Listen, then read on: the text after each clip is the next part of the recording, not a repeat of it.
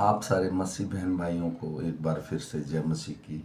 परमेश्वर के अनुग्रह और कृपा दृष्टि में रहकर फिर से प्रभु ने हमें सही सलामत रखा और जीवित रखा। इसके लिए प्रभु का धन्यवाद। कितने लोग जो कल जीवित थे लेकिन आज नहीं है, लेकिन हमारी गिनती परमेश्वर ने उनमें नहीं रखी, इसके लिए उसका धन्यवाद करेंगे। आज सुबह के सुंदर समय, आज तारीख है 15/4/2025 और मैं बेसिक बाइबल पढ़ता हूँ। मैं कोई पास्टर नहीं हूँ, मैं एक आप जैसा नॉर्मल विश्वासी हूँ। बस मैं चाहता हूँ कि लोग जीवित परमेश्वर के वचन को जाने, उस सृष्टिकर्ता को जाने जिसने हमें माँ के गर्भ में रचा और वो आज तक हमें चलाता रहा है। इसलिए मैं विश्वास करता हूँ जो भी मेरा बहन भाई इस वचन को सुने, एक दूसरे को शेयर कीजिए ताकि ये वचन प्रत्येक उस जन तक पहुँचे जो सच में प्रभु को चाहता है, जो चाहता है कि प्रभु मेरे जीवन में काम करे, मुझसे बात करे, मुझसे अगुवाई करे। तो मैं सुबह नया नियम पढ़ता हूँ, शाम का पुराना नियम। आज सुबह का नियम पढ़ेंगे हम लूका की पुस्तक में से, उसका 13 अध्याय 1 से लेके 22 वचन तक। इसके पढ़े और सुने जाने पर प्रभु की आशीष हो। उस समय कुछ लोग आ पहुँचे और उससे उन गलीलियों की चर्चा करने लगे जिसका लहू पिलातूस ने उनके बलिदानों के साथ मिलाया था। यह सुन उसने उनसे उत्तर में यह कहा, क्या तुम समझते हो कि ये गलीली और सब गलीलियों से अधिक पापी थे कि उन पर ऐसी विपत्ति पड़ी? मैं तुमसे कहता हूँ कि नहीं, परंतु यदि तुम मन न फिराओगे तो तुम सब भी इसी रीति से नष्ट होगे। या क्या तुम समझते हो कि वे 18 जन जिन पर शीलोह का गुम्मट गिरा और वे दबकर मर गए यरूशलेम के और सब रहने वालों से अधिक अपराधी थे? मैं तुमसे कहता हूँ कि नहीं, परंतु यदि तुम मन न फिराओगे तो तुम सब भी इसी रीति से नष्ट होगे। फिर उसने यह दृष्टांत भी कहा, किसी का अंगूर का बारी का एक अंजीर का पेड़ लगा हुआ था।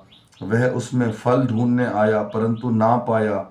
तब उसने बारी के रखवाले से कहा, देख, 3 वर्ष से मैं इस अंजीर के पेड़ में फल ढूंढने आता हूँ परंतु नहीं पाता, इसे काट डाल। यह भूमि को भी क्यों रोके रहे? उसने उसको उत्तर दिया, हे स्वामी, इसे इस वर्ष और रहने दे कि मैं इसके चारों ओर खोदकर खाद डालूं। यदि आगे को फल ना दे तो नहीं दे तो इसे काट डालना। सब्त के दिन वह एक आराधनालय में उपदेश कर रहा था।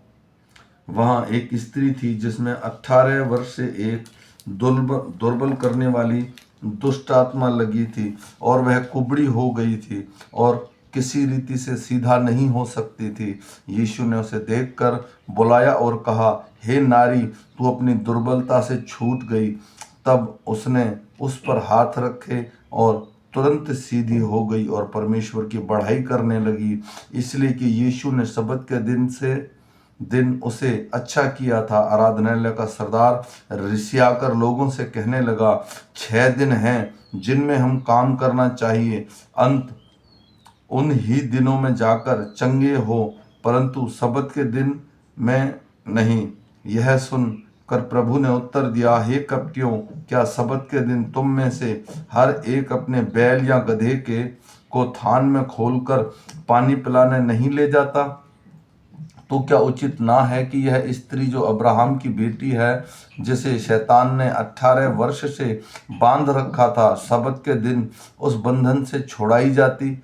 जब उसने ये बातें कही तो उसके सब विरोधी लज्जित हो गए और सारी भीड़